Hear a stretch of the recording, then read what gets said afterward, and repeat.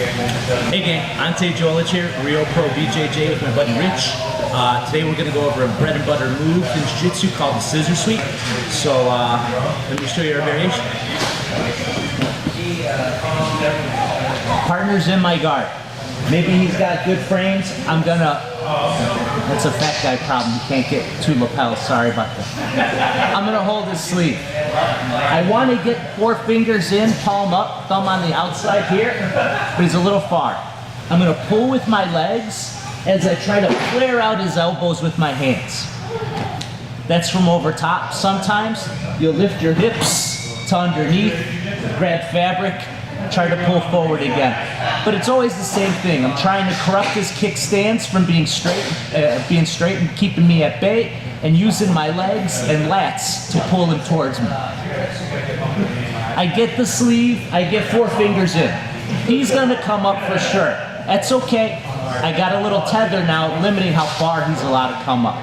If my right hand is in, today's version, my right foot's gonna come down and I hip escape to the right. Shoulder, hip, shoulder, and I put my knee today diagonally. Shoelaces against his ribs, knee in the top quadrant of his torso. My other leg I'm gonna drop. From here, my trigger is him driving in. When he does, I scoot away, kicking with my top leg. Now, curling with my bottom. My sleeve lapel grip punches to the mat as I get on my elbow and leg curl to the top. If you're feeling aggressive, you can go to an attacking sequence, but today we're gonna have a very conservative concept or a philosophy of just controlling the top position. Different angle.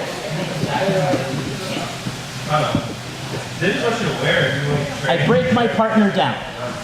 I get 4 fingers in and I'm at the sleeve today. My right arm is in, so my right foot comes down. I move my hips, shoulders, slide my knee across, drop it. I'm gonna get my leg out the way. When his hips are over his feet, he's away.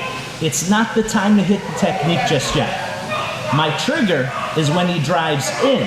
When he comes in, his hips come away from his feet. That's the time to hit the sweep. Spike him down for a second, elbow on the floor, leg curl to draw me up.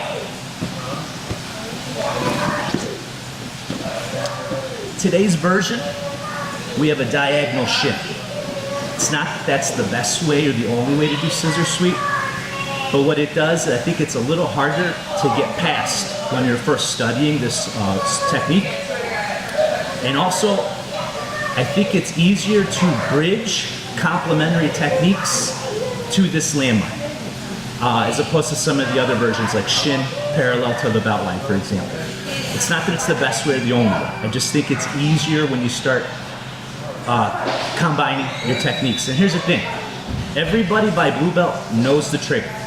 The trigger you're looking for on bottom is a forward drive. So what are you facing? People always sitting at base, sitting back.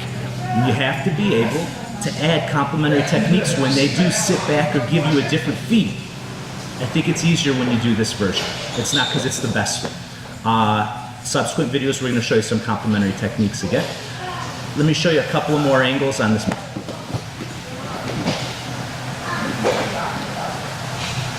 Break in posture, getting my grip in, sleeve control as well. If I put my right foot down, if I put my right foot down, I don't let my knee flare out. It's tight to his body.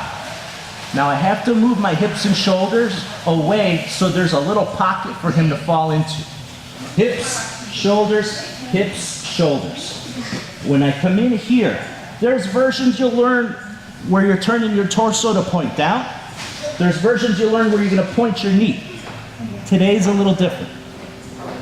We're here, when he drives in, it's the leg kick on the top and the curl on the bottom, or leg extension on top, leg curl on bottom. Transition, today a conservative style, low mount. Thanks very much. If you're ever in the Cleveland area, please come visit us.